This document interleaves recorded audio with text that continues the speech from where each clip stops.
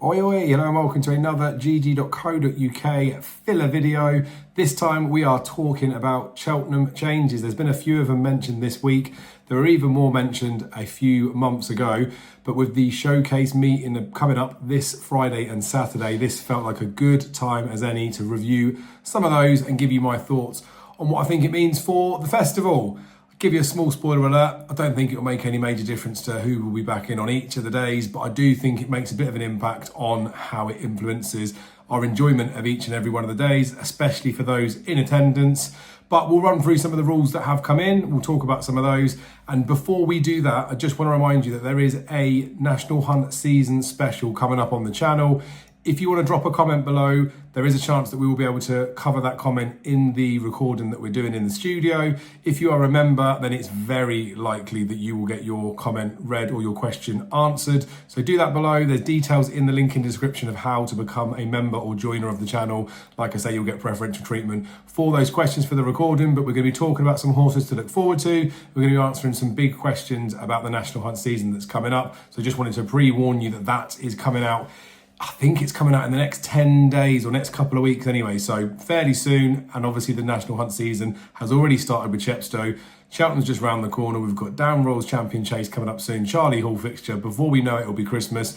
Before we know it, after that, it will be Cheltenham. So looking at some of those Cheltenham changes that were announced a little while ago, Racing Post kindly marked this as the Poneros rule. So Poneros obviously won the Triumph Hurdle this year, having never raced over hurdles.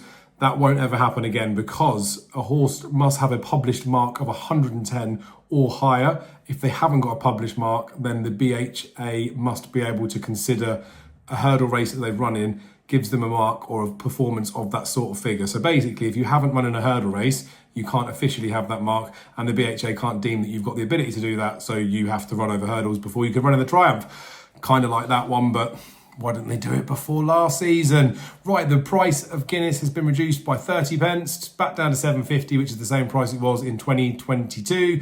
I know people will say, well, they should have done it a long time ago. I've seen massively over the last few years that the price of a pint in just a generic pub is the same price as it would be at Cheltenham now. So look, they're doing something in terms of holding that price back down. Is it really going to make a difference to your daily activities there? Probably not, unless you're drinking stupid amounts of beers, which you shouldn't be doing anyway. So it's nice. They're obviously putting the gesture towards there. And for us individually, it might not make much of a difference, but for the race course as a whole, that is a big cost that they're taking on the head. So I think it's a good sign of intent that they're considering the punters and the customers in this. Freedom to roam with a pint is something that's been extended as well. They did this for the festival to trial, that people could go about the club enclosure. Anyone that's been there with a pass for those places would have seen that you get stopped at lots of them. You can buy a beer, you start to walk down, they make you stop.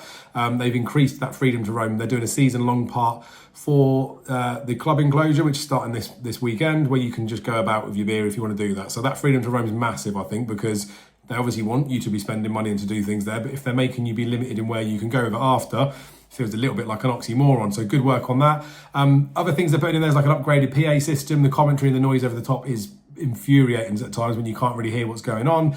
Sometimes there's quite a significant delay as well, so I'm hoping that's going to be encompassed in there. But again, they're putting back into the experience and the day to make it more enjoyable and a better standard, so fair play for that.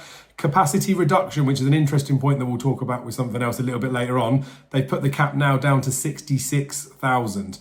68,500 was the cap last year. The only day that ever gets close to that is Gold Cup Day. They were just under 68,500. I think they would have sold all the tickets, just not everyone would have turned up. But I don't mind that one. They're talking about trying to make it a better user experience. Again, queues at the bar and things like that, and make it a bit easier and ease to walk around and to get into different places. So they're trying to make it a nicer experience. The reason we'll talk about this one a little bit later on is the fact that there is lots of comparisons about other race days where the attendances are going up and Cheltenham's falling. Yes, I understand that Cheltenham can be falling because of costs outside of things, and maybe some people just can't really be bothered to go like they used to. And of course, it's a midweek fixture. But Cheltenham's main aim in the last few years has been to try and improve user experience. They haven't looked at trying to get more people there for the start. They want to get the numbers right before they try and build on that. And that is shown again with another reduction for the capacity, which I think the extra 2,000, again, it's a cost that we take on their heads because they've actually frozen the tickets again for a second year. There's different complaints that are made every year about the tickets. Just quite how much they cost is normally the first issue. But they do the early bird deals. I think that first one ends in April from straight after Cheltenham, so no one's getting that. But there's one that goes up into December now. Tickets do start from as low as, I think it's £47 within there. And there are the options to use things like rewards for racing from your betting points to actually reduce the ticket cost.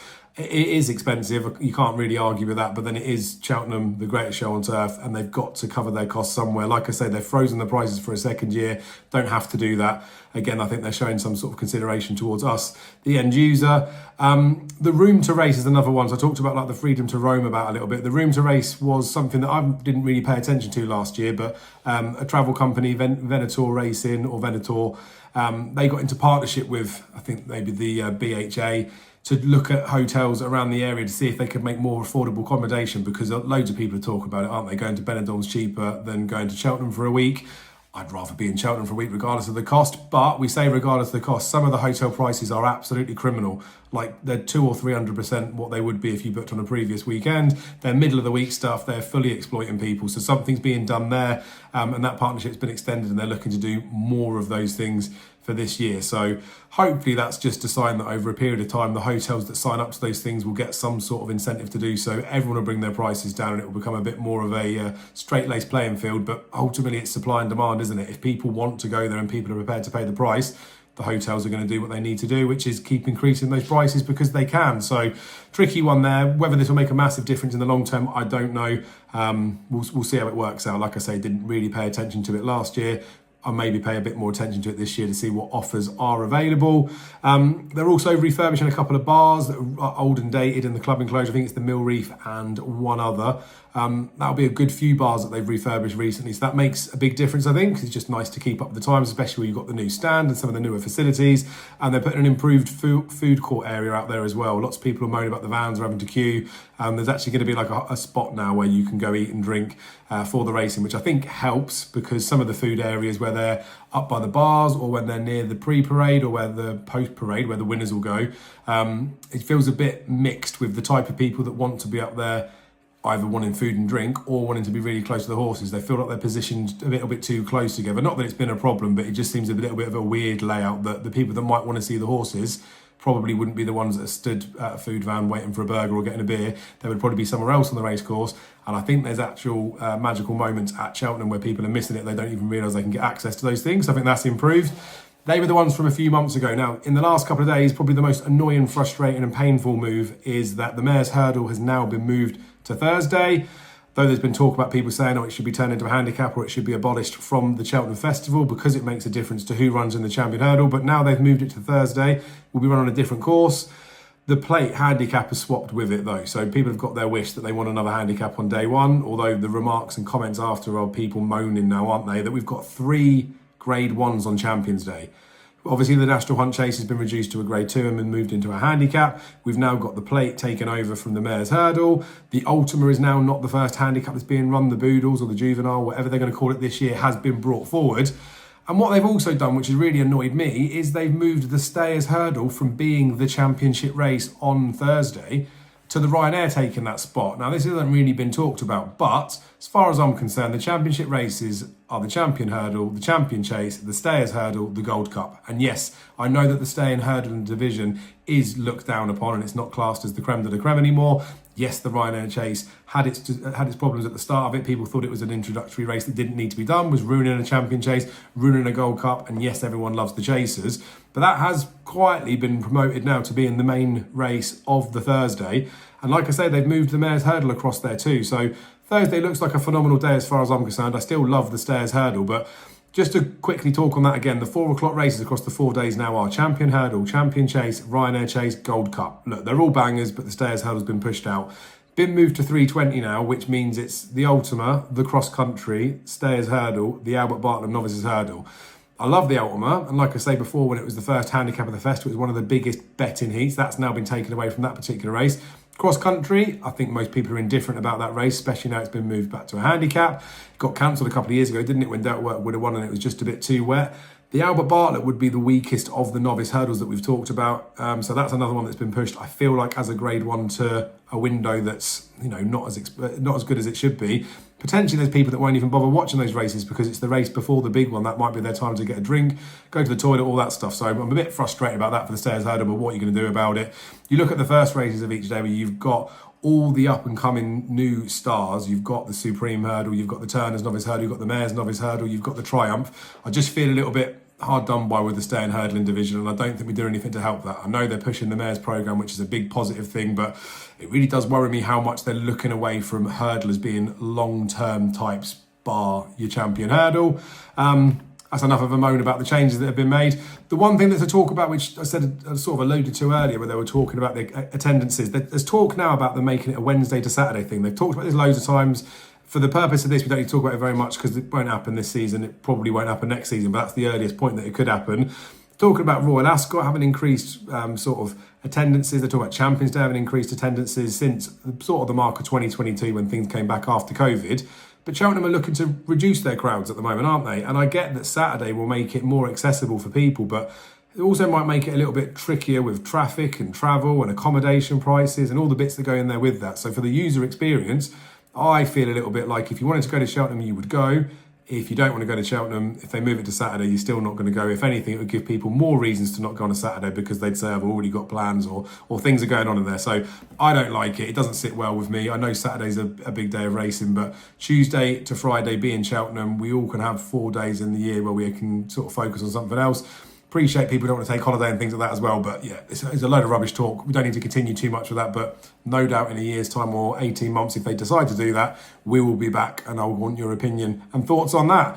Right, I'll wrap this video up fairly soon, but we have talked about the fact that the showcase meeting at Cheltenham is coming back this Friday and Saturday. There are some good names on the card.